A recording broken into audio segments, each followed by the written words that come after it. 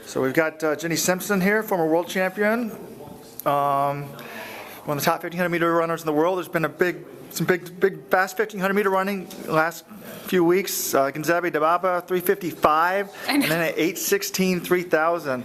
You know, when you saw that, what was your first thought? I need to get into shape.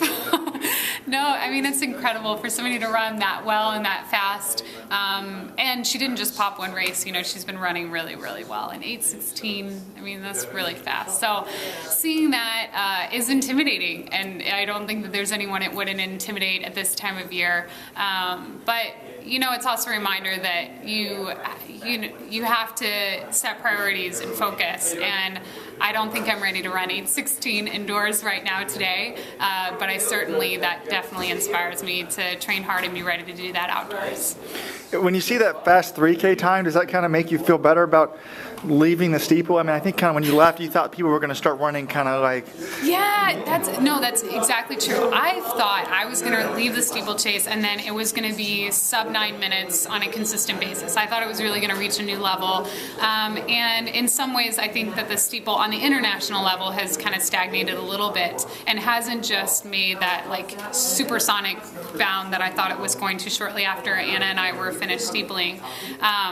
But yeah, seeing that 8:16, it's like, ugh, that is killer fast, and it's right in that sweet spot with the steeple. So maybe they're going to make that jump sooner, right? Rather than later. And let's talk real quick about your fitness. I mean, that cross-country race in Italy, you're way back, but yeah. Talking to people around here, it sounds like they think you're in pretty good shape. How's your training been going, and what are you expecting? My training's been going really well, and it's different because I think this time of year, it hasn't been since 2009 that I've been in like really stellar shape in February, and I wouldn't even say that I'm in a super sharp stellar shape. I'm running one indoor race this season, so I'm taking a quick break away from the miles to do this, and then going right back to training.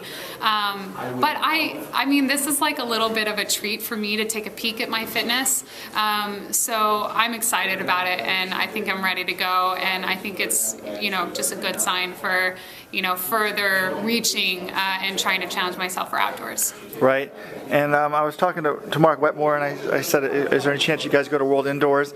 He's like, well, I have one vote, and my vote's no. So unless the two others, Heather and yourself, say yes, you know, he didn't think that was going to happen.